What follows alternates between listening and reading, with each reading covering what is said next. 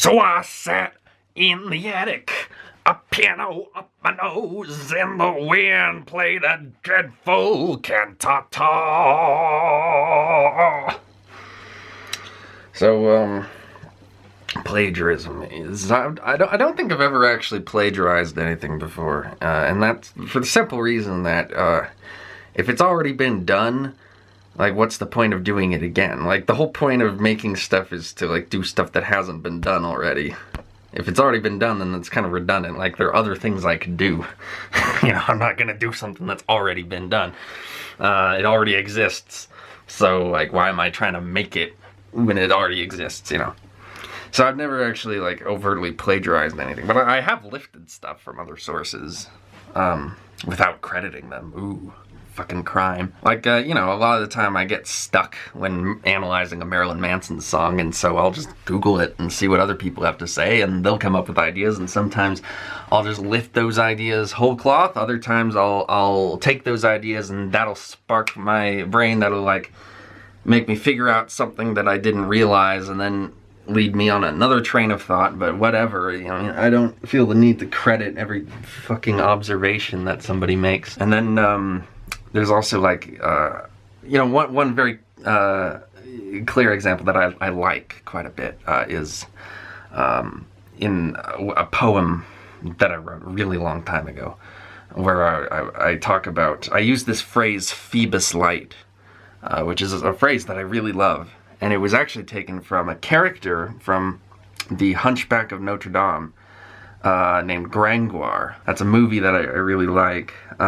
Gringoire is a poet, and he thinks that he's gonna marry Esmeralda, or he does marry Esmeralda, but he thinks it's because Esmeralda wants to marry him, and so he's in love, and he's just off the top of his head, off the dome, he's coming up with this poem to describe his feelings. And of course there is a character in the movie named Phoebus, and it happens to be the guy who Esmeralda is really in love with, so that is kind of awkward. But, you know, it's just that phrase, Phoebus Light. I've always loved the way it sounds, and I always loved the feeling that it was evoking in that scene, how Gringoire was using it to express himself, and so I was trying to express something similar there. And so I lifted it, and you could call that an homage, you could call that a ripoff, but there's really no difference between the two. I guess the difference is kind of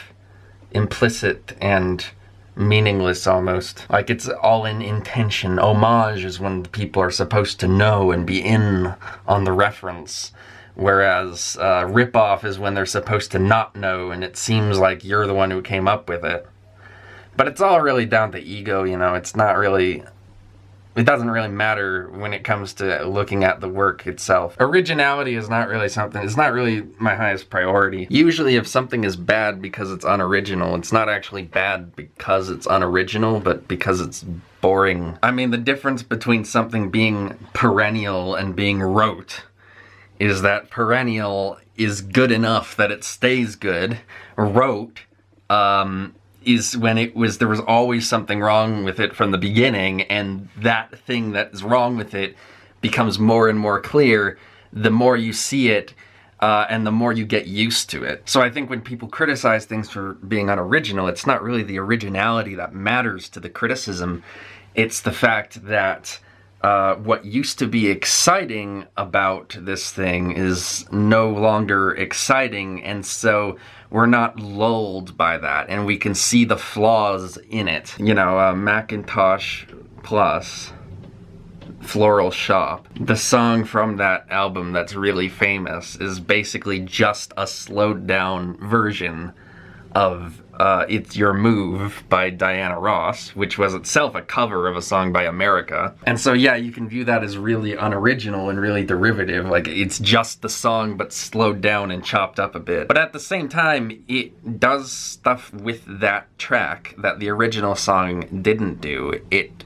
recontextualizes and reinterprets that track and changes it and makes it into something completely different. And so I think both versions of that song, of the Diana Ross song, have their own value. And I don't think that Floral Shop Macintosh Plus, the first track on that album, whatever the heck it's called some Japanese thing.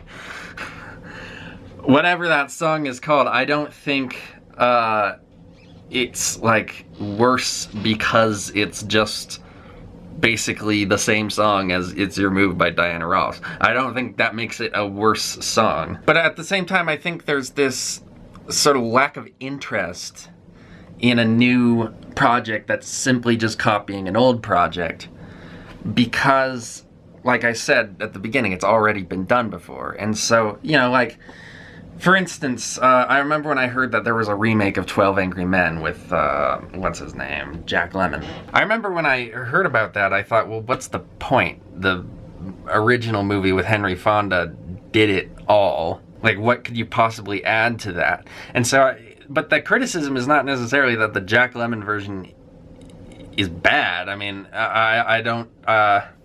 I've never seen it, but it wouldn't be bad just because it's not offering anything new. It's less a criticism of the movie and more just me being perplexed about why anyone would want to make that movie. What would be the point of making that movie? If it's already been done before, it wouldn't be very exciting to do it again.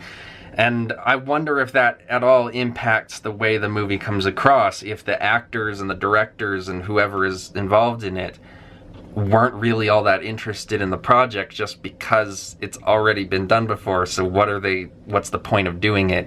That might actually affect the quality of the piece just in a sort of ancillary way. And so those are important things to consider. I think it kind of says something about a person when they plagiarize. It says something about how they view creativity. Like, I'll give you a good example. Repsion on YouTube, long time ago, plagiarized this video about Friedrich Nietzsche. And it was really funny because he chose a video about a topic that he just didn't really have any familiarity with at all, which is not a good way to plagiarize if you're gonna do it. But the reason he did it is because he had to get a video out every day, because that was back when YouTube actually didn't punish you for putting a video out every day. In fact, if you put a video out every day, it was more likely that the algorithm was gonna favor you. And so he was like, all right, putting out 4 videos a week. That was how you played the game back then. And so he wanted to make money, and he was just trying to make money, and he was working himself really hard. And so he was like, one day he was like, well, I don't have any ideas, so I'll just plagiarize this video. And so that says something about Repsion's creative process and how he viewed creativity at the time. That it wasn't about expressing something, or it wasn't about being creative or coming up with new ideas or just really even enjoying or having fun with the experience. It was all about just pushing out more and more content. I have to push out more and more in order to make more money. And so often I think the problem with plagiarism is more about how plagiarism is a symptom of a real problem rather than the plagiarism itself. Jacqueline Glenn is another example from that same community, that sort of second wave atheist community on YouTube. She got in trouble. It was actually JF, Jean-François Gariepi, who really exposed Jacqueline Glenn's habit of plagiarism. She was exposed for plagiarizing one video at one point. And then he did a little bit of digging and found like way more that she had done. And so maybe that says something about Jacqueline Glenn. Maybe she is interested in these ideas that she's talking about, but she doesn't really have a lot of perspective to add to them. And so she sees what other people are saying about these ideas. She was doing, you know, mostly atheist content back then. She was seeing what people were saying about these ideas. And liking what people were saying and wanting to contribute to that conversation, wanting to use her voice to say the same things. But she didn't have much, she didn't have a whole lot of inspiration other than simply liking the stuff that other people were doing and saying. And so while it's not necessarily bad that she plagiarized these videos, it is symptomatic of, I think, why I was never really a big Jacqueline Glenn fan in the first place, which is that it never really seemed like she had much of a perspective to offer. So, you know, if you like Jaclyn Glenn's videos, I don't necessarily think that the fact that she plagiarized them should make you like them any less. These observations are good observations, whether it's she who's saying them or someone else. Clearly the fact that she was saying them meant that she agreed with them and thought they were meaningful and wanted to put them out. So that also says something about her. So I understand why other people would resonate with that. Another problem is when a sort of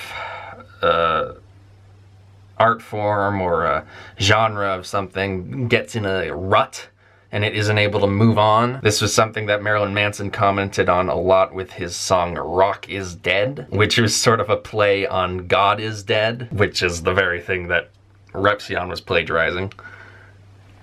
So there's a connection. And the idea is that, you know, when rock and roll gets to a point where it's done everything that it can do, and all it can really do is become more tuneless and more distorted and grainy, really, I mean, where is there to move on from here? Where can you grow from here? And that was what I think he was starting to notice in the 90s, is that was kind of where it was ending up. It kind of felt like everything was just a sample of something else, and it was just kind of degenerating over time. I don't think it's fair to say that rock was dead,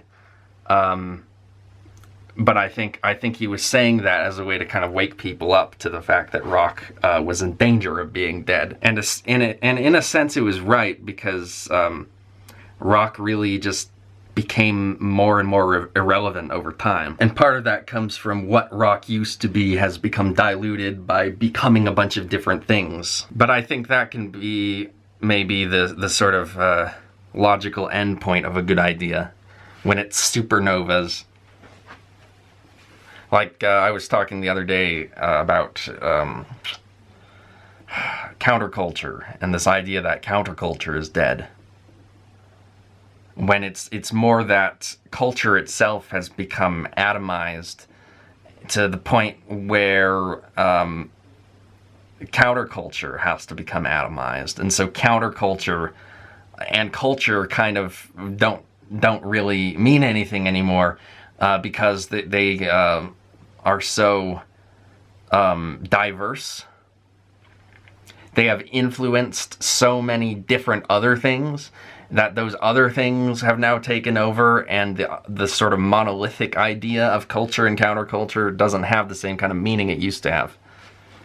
And so I think that's a healthy idea, a healthy way of an idea sort of reaching its final stages, where it dissipates and it becomes absorbed into a collective of different ideas. And that's one of the things I like about culture. I like the fact that everything is remixed and reinterpreted and referenced and sampled. And I think plagiarism is a part of that, but I think plagiarism, I think it hurts people's feelings in a way that it shouldn't. I think a lot of people really care about getting credit for their work. People have this very egotistical idea of creation. I see things in a much more impermanent way, perhaps a more Zen way, because immortality is a lie. You're never going to be immortal. So I think chasing after immortality is silly. Chasing after immortality kind of assumes that you fear death, which kind of assumes that you fear life. So maybe you should think about that next time you get offended at being plagiarized. This is Vet in Day 13. See you tomorrow for Vet in Day 14.